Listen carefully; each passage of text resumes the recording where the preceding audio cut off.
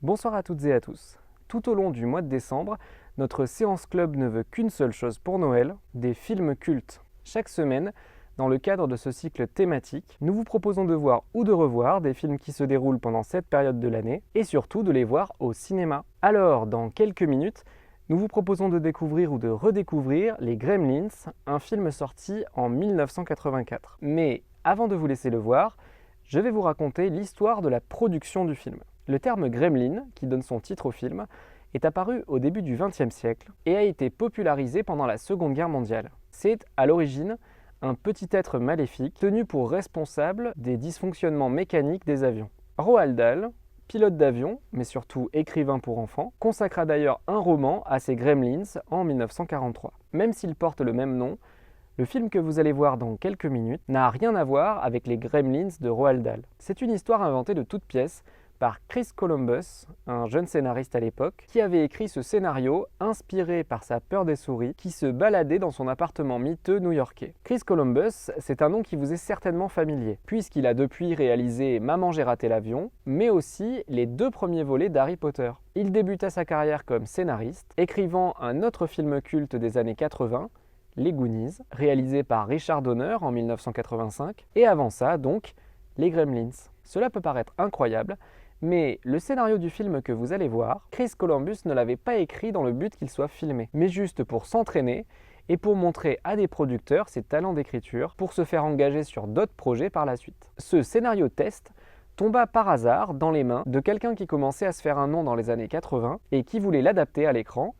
Il s'agit de Steven Spielberg. Réalisateur depuis le début des années 70, Steven Spielberg commença une carrière de producteur dans les années 80, ce qui lui permettait en fait de s'impliquer sur des projets de films différents de ses univers personnels. Par exemple, en 1982, il a produit le film d'horreur Poltergeist de Tobe Hooper, célèbre réalisateur de Massacre à la tronçonneuse. Le fait de produire pour Steven Spielberg lui permettait aussi de participer à des projets qu'il n'avait pas le temps de réaliser, comme par exemple la trilogie Retour vers le futur, 3 films réalisés par Robert Zemeckis en 1985, 1989 et 1990. Quand il prit connaissance du scénario des Gremlins, Steven Spielberg en saisit le potentiel. Mais sortant d'un tournage très compliqué, celui de E.T., il ne souhaitait pas le réaliser, préférant se consacrer à un projet qu'il jugeait plus prestigieux, à savoir le 2e volet des aventures d'Indiana Jones.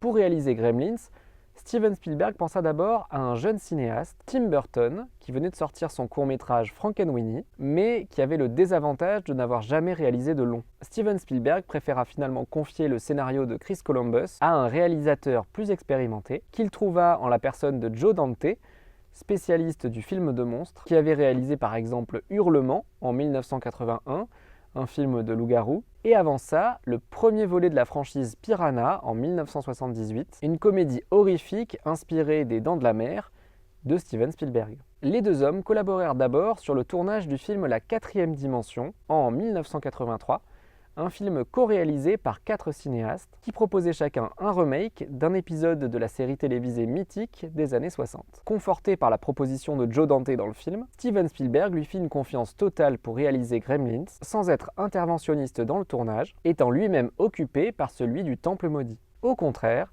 Steven Spielberg fut un soutien de poids pour Joe Dante quand le studio Warner Bros., qui produisait aussi le film, reprocha au réalisateur d'avoir fait un film trop sombre pour le jeune public, alors même que d'importantes modifications furent réalisées au stade du scénario dans ce but précis. Et d'ailleurs, si le film a été produit par la Warner Bros., il a pourtant été tourné dans les studios Universal. Vous reconnaîtrez certainement des endroits familiers, vus dans d'autres films, comme la ville de Kingston Falls, qui ressemble étrangement à Hill Valley dans Retour vers le futur. C'est tout à fait normal, puisque ce sont exactement les mêmes décors. Le nom de la ville, justement, Kingston Falls, c'est d'ailleurs une référence directe à Bedford Falls, la ville dans laquelle se déroule La vie est belle de Frank Capra, It's a Wonderful Life en version originale, un autre classique du film de Noël qui est sorti en 1946. Vous en savez désormais un peu plus sur la production des Gremlins et je vous laisse désormais découvrir ou redécouvrir le film tout de suite. Si cette vidéo vous a intéressé, n'hésitez pas à aller en voir d'autres sur la page YouTube du Cinéma Rex de Sarlat. Il ne me reste qu'à vous souhaiter une très bonne séance